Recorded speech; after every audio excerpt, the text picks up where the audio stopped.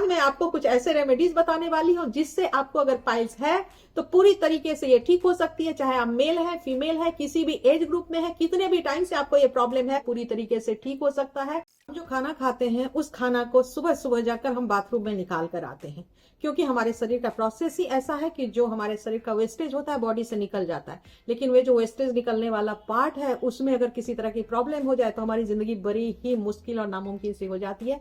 जी हाँ, आज मैं आप सब लोगों से बात कर रही हूँ बवासीर बगंदर की, जिसके वजह से लोगों की जिंदगी बड़ी ही मिजरेबल हो जाती है।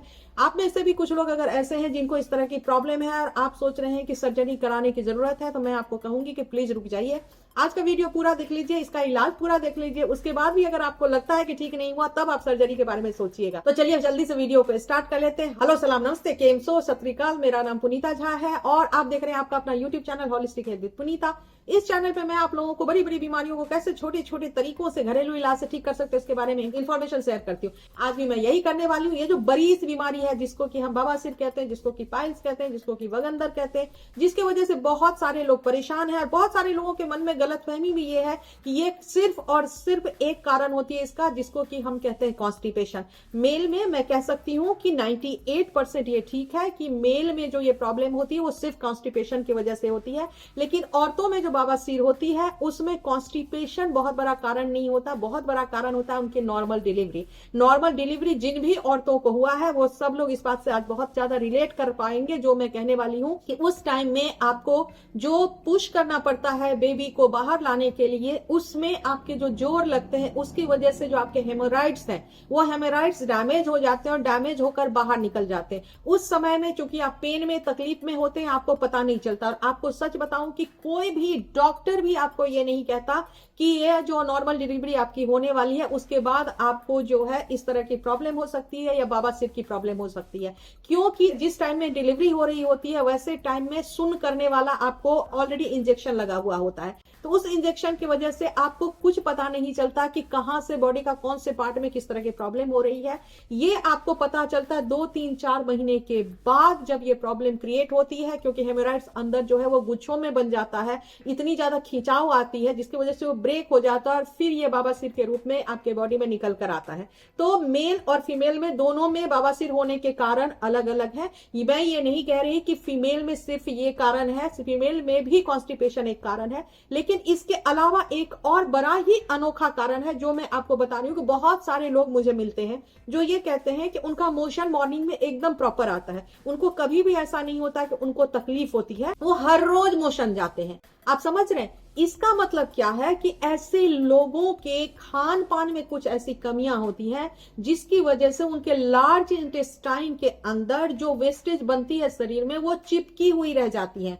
तो जितना मल रोज का निकलना चाहिए उनके शरीर से उतना निकलता नहीं है। निकलता तो है लेकिन उतना नहीं निकलता। तो थोड़ा थोड़ा थोड़ा करके उस वॉल पे, जो इंटेस्टाइन के वॉल पे, ये चिपकना शुरू हो जाता है और फिर वहां से चिपक के क्या करता है कि वो अंदर गंद फैलाना शुरू करता है और गंद फैलाते फैलाते हमारे एनस के जो एरिया होता है, पूरा वो ट्रैक होता है, उसको नुकसान करना शुरू कर देता है।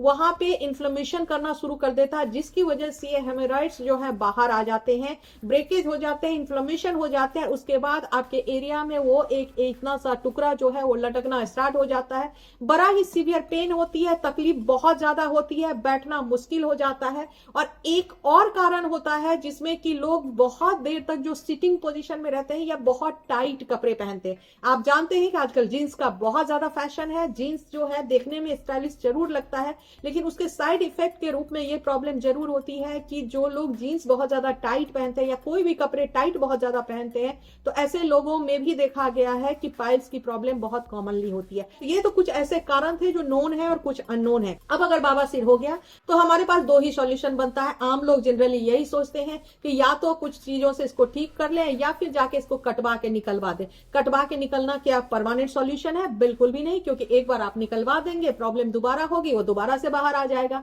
तो फिर क्या किया जाए? उसी का सॉल्यूशन लेके मैं आ गई हूं। आज मैं आपको कुछ ऐसे रेमेडीज बताने वाली हूं जिससे आपको अगर पाइल्स है तो पूरी तरीके से ये ठीक हो सकती है। चाहे आप मेल है, फीमेल है, किसी भी एज ग्रुप में है, कितने भी टाइम से आपको ये प्रॉब्लम है, आपको ठीक हो सकती है। जब ये प्रॉब्लम होती है, मैं जानती हूँ बहुत सीवियर पेन होती है, लेकिन आज जो मैं आपको रेमेडी बताने वाली हूँ उस रेमेडी से आपको 3 दिन के अंदर में फटाफट फर्क आ जाएगा। और लगातार 15 दिनों तक अगर ये उपाय आप करेंगे तो आप ठीक हो सकते हैं। आपको ध्यान देने की जरूरत क्या है कि अपने खान पान, आहार विहार में कुछ चेंजेस करने की जरूरत है। आपको पता है कि मसालेदार खाना नहीं खाना, मुझे पता है कि आपको ये बात पहले से भी पता होगा। मैदा नहीं खाना, बाहर की चीजें नहीं खानी, ये सब तो आपको पता है। इसके साथ आपको मूली नहीं खाना, आपको सफेद उड़द नहीं खाना, और ठंडी चीजें, कोल्ड जो चीजें होती है, बासी खाना, ये सब आपको नहीं खाना। पूरी तरीके से इनको बंद करना है। अब क्या खाना है? अंडा कम से कम खाएं। नॉनवेज खाते हैं तो कम से कम, minimum two minimum, bare minimum, मतलब 15 डेज में एक बार खाएं। ऐसे अगर आप खाएंगे तो आप देखेंगे बहुत जल्दी आपको फर्क आ जाएगा। अब अगर रेमेडीज की बात करें तो कुछ ऐसे छोटे छोटे 3 रेमेडीज मैं आपको बताने वाली हूं, जिसको लगातार आप करेंगे तो आपको फर्क आ जाएगा। पहले मैं बता दूं कि अगर अभी आपको पाइल्स से बवासीर है, बवासीर भी आपको पता होगा 2 तरह के होते हैं, एक खूनी बवासीर होता है, एक बादी बवासीर होता है। जो खूनी बवासीर होता है उसमें ब्लड निकलता है, पेन कम होता है। जो बादी बवासीर होता है उसमें पेन बहुत ज्यादा होता है, ब्लड नहीं निकलता है। दोनों में से कोई सा भी अगर बवासीर होगा तो ये जो उपाय मैं बताने वाली हूं उससे ये पूरी तरीके से ठीक हो सकता है। पहला उसके लिए जो रेमेडी है वो आपको लगाने के लिए है, क्योंकि जब पेन होती है तो मैंने जैसे कहा कि चलना फिरना सब नामुमकिन हो जाता है। तो आपको क्या करना है कि 1 चम्मच नारियल तेल को गर्म करना है किसी बर्तन में, उसमें आपको फ्रेश एलोवेरा निकालना है, फ्रेश एलोवेरा 1 चम्मच मिलाना है, और उसके अंदर में टी ट्री ऑयल, जो टी ट्री ऑयल आती है, कहीं से भी किसी भी जगह आपको टी ट्री ऑयल मिलेगा, 1 बूंद, सिर्फ 1 बूंद, क्योंकि वो आपको लहरेगा, बहुत जलन करेगा, तो 1 बूंद टी ट्री ऑयल मिलाइए। मिला के इस पेस्ट को रख लीजिए, और उस एनस के एरिया पे, जो बाहर निकला हुआ एरिया, उस एरिया पे उसको अच्छे से 2-3 बार लगा देंगे। तो आप देखेंगे कि 2-3 बार लगाने के बाद ही आपको जो असहनीय पेन हो रही थी उसमें आपको आराम आ जाएगा। अब हम खाने वाली रेमेडीज पे आते हैं। तो इसके लिए आपको क्या लेना है? आपको लेना है 1 कच्चा आंवला। अगर कच्चा आंवला आपके पास नहीं है तो 1 चम्मच आंवले का पाउडर। आपको लेना है 1 चम्मच मेथी, मेथी का पाउडर भी ले सकते हैं, साबुत मेथी भी ले सकते हैं। इतना बड़ा टुकड़ा आपको लेना है मूली का। 1 चम्मच इसके लिए चाहिए होगा आपको शहद। आप गुड़ भी ले सकते हैं, लेकिन शहद अगर लेंगे, अच्छा शहद, तो वो आपके लिए बहुत अच्छा रहेगा। 1 बड़ी चम्मच आपको लेनी है दही, और 1 लेना है केला। इन सभी सामग्री को आपको मिक्सी में पीस देना है। अगर शहद आपने लिया है तो पीसने के बाद आपने शहद मिला लेना है उसके अंदर, और अगर आप गुड़ मिला रहे हैं तो पीसने के टाइम में ही आपको गुड़ मिला लेना है। इन सब चीजों को मिलाने के बाद 2 चम्मच आपने सुबह उठते ही खाली पेट गर्म पानी के साथ, बकरी का दूध अगर अवेलेबल होता है तो उससे अच्छा कुछ भी नहीं है, लेकिन बकरी का दूध मुझे मालूम है सब जगह अवेलेबल नहीं है, तो आप गाय के दूध के साथ ले सकते हैं। और या गाय का दूध भी अवेलेबल नहीं है तो पैकेट वाला दूध वगैरह मत लीजिएगा। गाय अगर आपके घर में है, गाय का दूध प्योर आपको मिलता है तो आप गाय का दूध ले सकते हैं, नहीं तो गर्म पानी के साथ सीधा सीधा ले लीजिएगा। जिनकी अफोर्डेबिलिटी है वो बादाम का दूध ले सकते हैं, प्लांट बेस्ड मिल्क ले सकते हैं, मैं हमेशा ही कहती हूँ।